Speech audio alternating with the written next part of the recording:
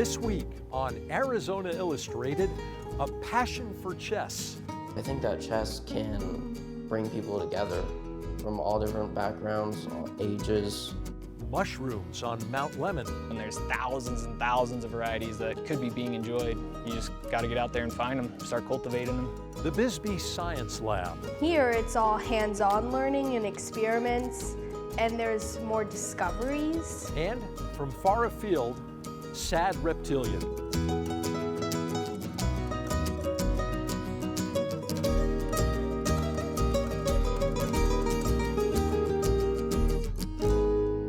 Welcome to Arizona Illustrated. I'm Tom McNamara. The game of chess is centuries old and played by millions of people worldwide. Each player deploys board pieces, battling their opponent, alternating one move at a time until checkmate ends the game. Some players are better than others. Jonathan Martinez is one of the better ones.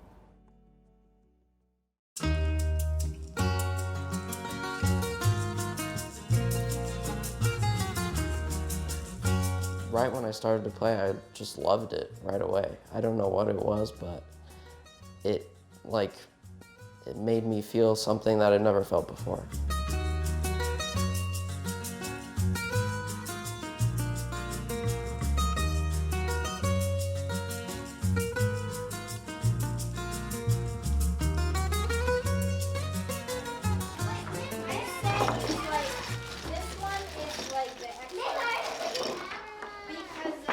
Guys, can you pay attention real quick? So I'm gonna do a quick lecture on how all the pieces move, just so everybody here knows how they all move. So the pawn can move either one space forward or two spaces forward. Pawns can never go backwards and they can never go sideways. Wait, I can't play my... Can I play? You wanna play her? Okay. I like teaching. It's really fun and it's really rewarding for me. You kind of have to be able to put your thoughts into words. And sometimes it's hard because you know it, but you can't really say it. I beat you in this game. I know. You're too good. I was 8. My mom taught me how to play. After a few weeks, I started to beat her. So she found a website called chesskid.com.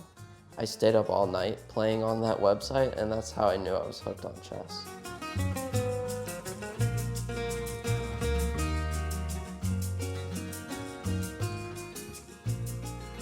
This one is definitely the most important.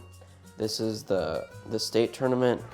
And in clear first place, Jonathan Martinez.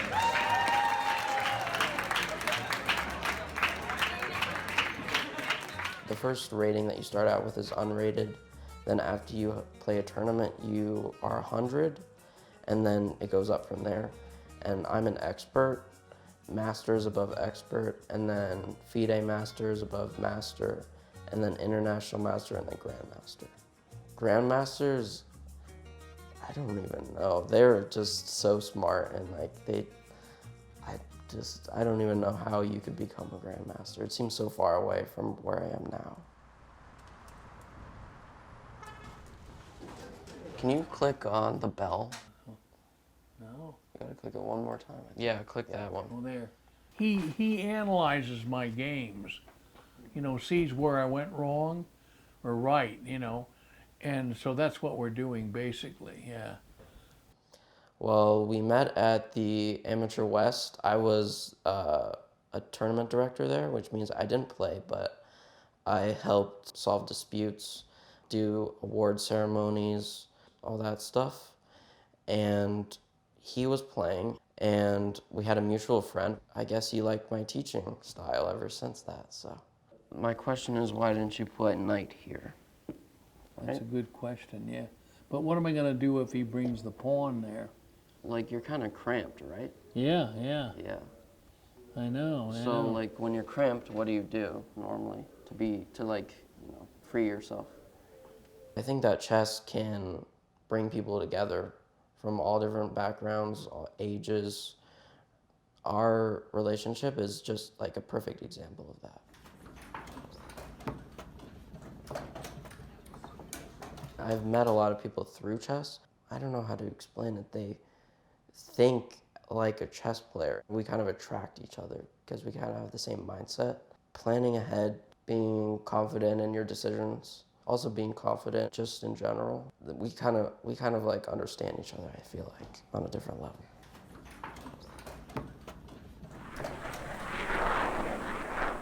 I've traveled in the United States, like New York, Tennessee, Alabama, or no, I've never been to Alabama, I don't know why I said that. Georgia, Florida, Ohio, Colorado, California, Montevideo, Uruguay, Santiago, Chile, Cuba.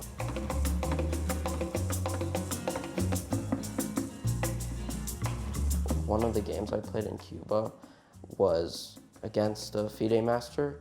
His name's Ernesto Piedra. So basically, this is a simul game where there are all of us playing against one guy. So this is a printout of the game, and he played this opening called the Italian, which is one of the oldest openings, dated back to like the 16th century. Everybody else just got demolished very quickly, and then it was just me, and we were the only ones playing. So I got a breakthrough. I played f5, take this pawn, and sacrifice his bishop, double check the king. So he's trying to make as many threats as he can so he can slow down my attack.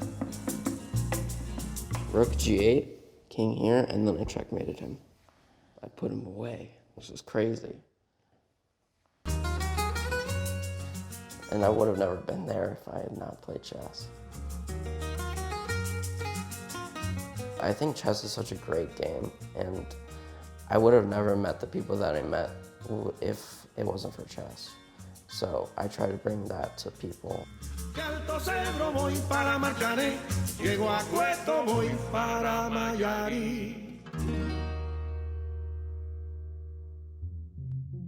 After a less than stellar monsoon this summer, recent rains and cooler temperatures have been a welcome respite from our dry desert heat. And on Mount Lemmon, the moisture helps to spawn one of the most prolific and diverse fungi populations in the world. We went up to Mount Lemmon to discover these delicate life forms for ourselves.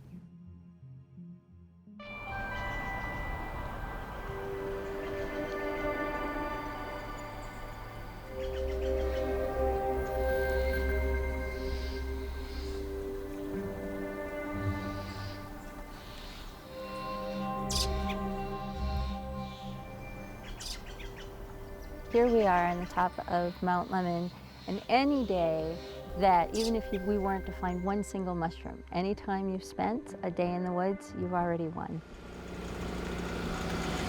My name is Julia Bishop Beauty, and I was a reporter for 25 years down here at the border. And now my major passion is mushrooming.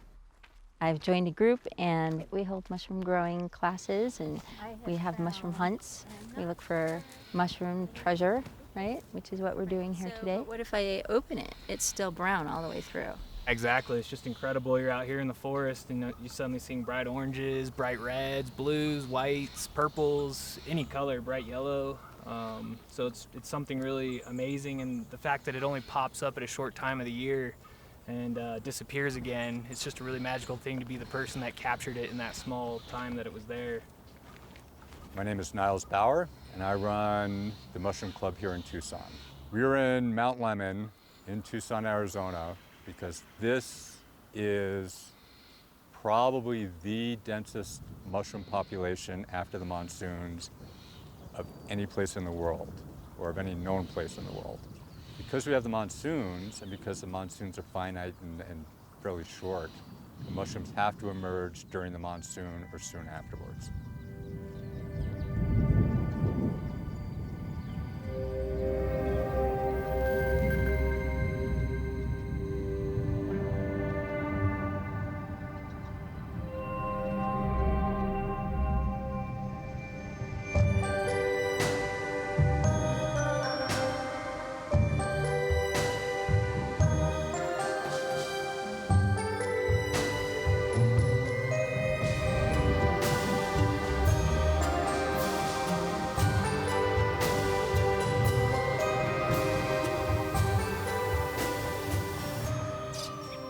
Hey, my name's Denver, and I'm a mushroom hunter.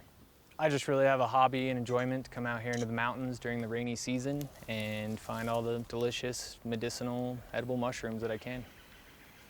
I would say solidly I've been doing it for about 4 to 5 years. And it started as chance as I got a book for Christmas that was a mushroom ID guide. So it kind of started there, but the passion was ignited when I came up here to Mount Lemmon and found Ganoderma conchs, big, beautiful red mushrooms growing on the trees.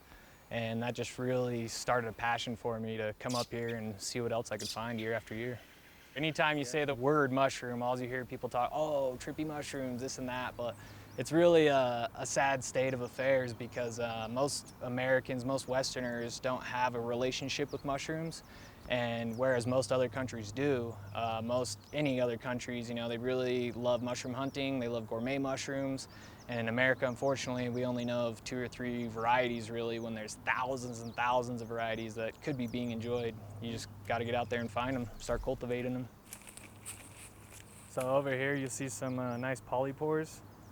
Not positive on the ID of them, probably not hard to figure out what they are. But these are very common up here on Mount Lemmon. You'll find them all over the place from probably 6,500 feet on up. This is the shaggy mane mushroom. It's a choice edible mushroom. And one of the nice things about it is it doesn't have a lot of lookalikes. So when you're going along, you can find it, you can identify it, and you know you found mushroom treasure because it's delicious. Your day has just paid off. One of the best known and safest of all wild mushrooms. The flavor is very delicate, but the texture is marvelous. Not slimy as an okra, but succulent as an octopus. I actually don't like eating mushrooms, but I'm just fascinated by the legitimate science behind them. My background is in engineering, but I've never pursued that. I always went for my passion, I guess. Mushrooms are essential to a forest. They're essential to any ecosystem itself. And if you look over there, you can see mushrooms growing on the side of this dead log. What they're doing is recycling the nutrients from the tree itself back into the system so you can get uptake into living organisms. Plants, animals, fungi itself gets reused and recycled by fungi. Without that, this whole system would just break down. Everything would just fall apart. I don't think we choose who we fall in love with, right? And I didn't really choose to fall in love with mushrooms.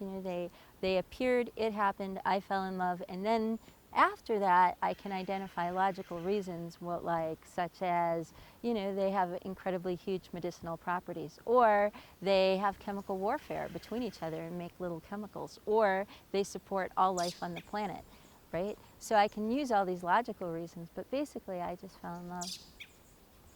It just really depends what mushrooms you're looking for. Some mushrooms you're going to be looking up in the trees, some mushrooms you're going to be looking on the ground, some you're going to be looking on stumps. So if you know what you're looking for, you know specific areas to check. I personally am looking for anything and everything, so I'm looking everywhere. There's something about being outside and being engaged in nature, and this allows you to do it without any effort. If you've got a passion for plants and you go out into nature to identify plants or to look for plants or go birding, or you're engaged in it and there's no effort. And the same goes for mushroom collecting and mushroom ID. I could study them for the rest of my life and not learn everything there is to know about mushrooms. They continually surprise and delight me.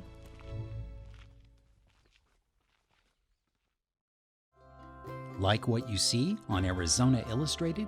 Visit our webpage at azpm.org to watch and share stories from this and previous episodes. And like us on Facebook, where you can watch stories, comment, and share your own story ideas. You can also follow us on Twitter and Instagram, where we share photos and links about the show and what's happening in our community.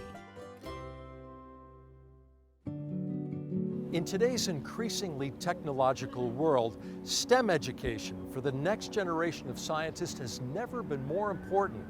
A cure for cancer, clean, sustainable energy, and human colonization of distant planets are all on the horizon.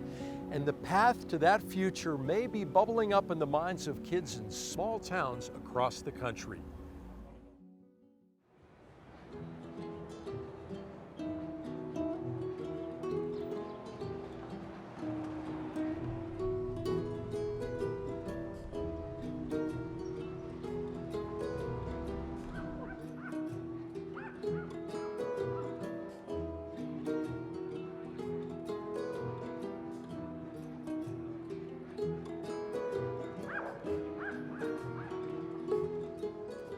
At school, you just like look at the teacher, take notes.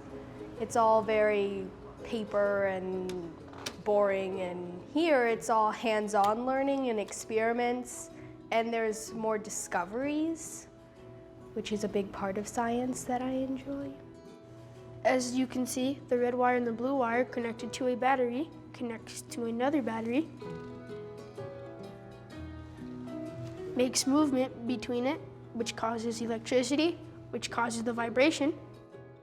Here you learn about cells, you learn about the body, you learn about electricity, gravity, everything you wouldn't usually learn about in just one class.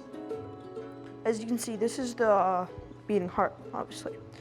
You can change it into, those are blood cells, vessels, veins. I've always wanted to be working in a science lab about biology, circuitry, any type, honestly. I've always been interested in science. It became really clear in this area that there were no informal STEM opportunities for kids. It's one of the real opportunity gaps in this country, actually, for kids in rural communities. If these kids who are our docents lived in Tucson or Phoenix, their school might take them to the Children's Museum or to the Arizona Science Center. But to get from Bisbee to the Arizona Science Center with kids is a really hard trip, especially when we don't have a lot of money in the schools right now. No, turn. My name is Jude Bruno. I'm 11 years old and I'm in 6th grade. I'm also a docent at the Science Lab in Old Bisbee. I started docenting the second day it opened. Yeah, there you go, that's it. My name is Angelo Sanis and I'm 12 years old and I'm a docent here at the Bisbee Science Lab. I'm Scout Day. I go to Bisbee High School and I'm a freshman. It dawned on me and my colleagues that we needed some kind of environment where the kids could go and have really exciting informal experiences in Cochise County.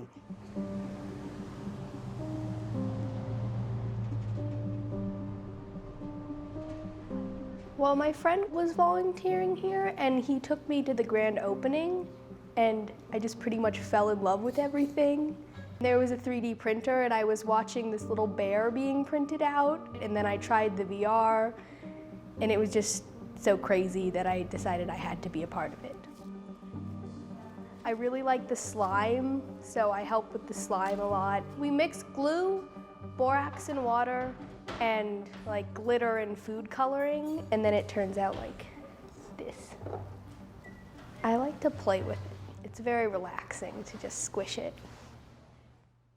My mom's a science teacher at NACO, and she's been teaching for about 2 years. She's the one who obviously started me into this business, and honestly, I don't think I can end it. There's a little something that I love.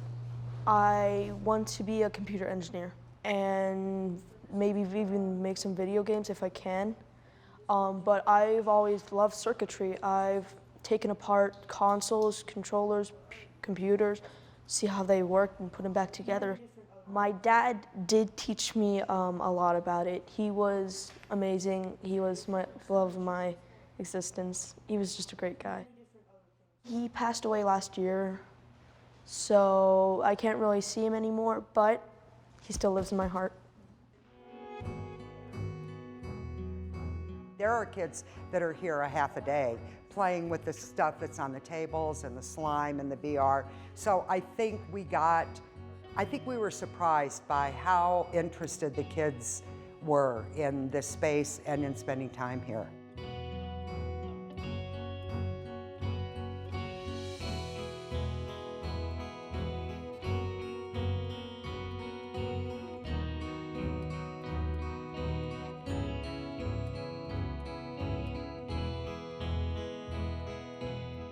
We started the Science Fridays in this space. We didn't get a lot of kids because there's not a lot of kids in Old Bisbee. So we're now in the annex because there's a lot of kids in those neighborhoods. There's a lot of rural schools in the United States that don't have school on Friday. It was seen as a cost-cutting mechanism.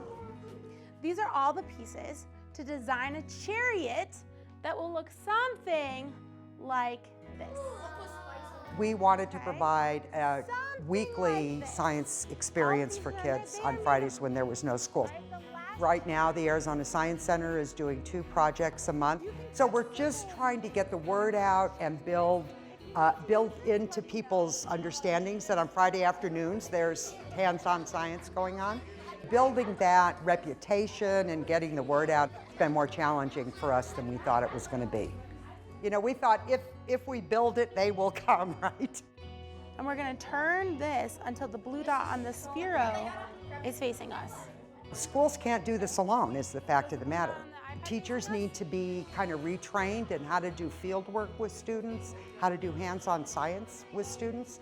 So the schools may not do it the way we'd all like it to be done, but the schools really face a lot of uphill battles. So we sort of feel like we're a partner with the schools, and we can do those things in the science lab that the teachers can't do in their classroom. Raise your hands in the air if you're ready. Go, go, go, go, go, go. Oh, that was out.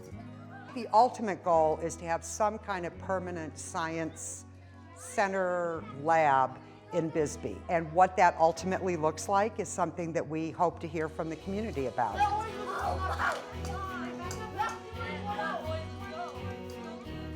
Usually people come here to think, oh, it's just science, more school, great. Have you ever seen us do VR or make slime in our school? I have not. It's just so much fun helping people and helping them understand science.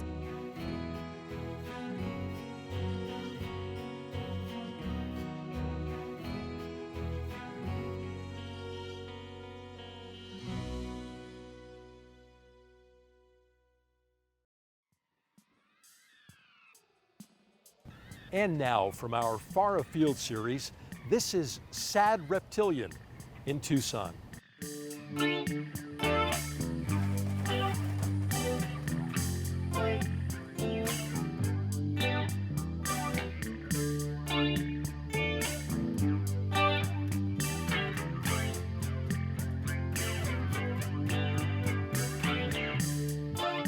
You should wrap that wound well, it's greener than before. I can help you if you want me to.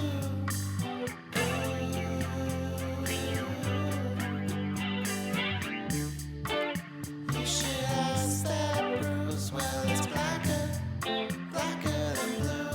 I can help you if you want me to.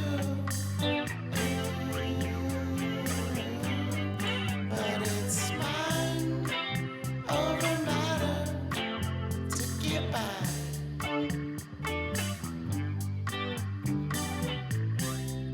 Feel my heart getting sadder all the time.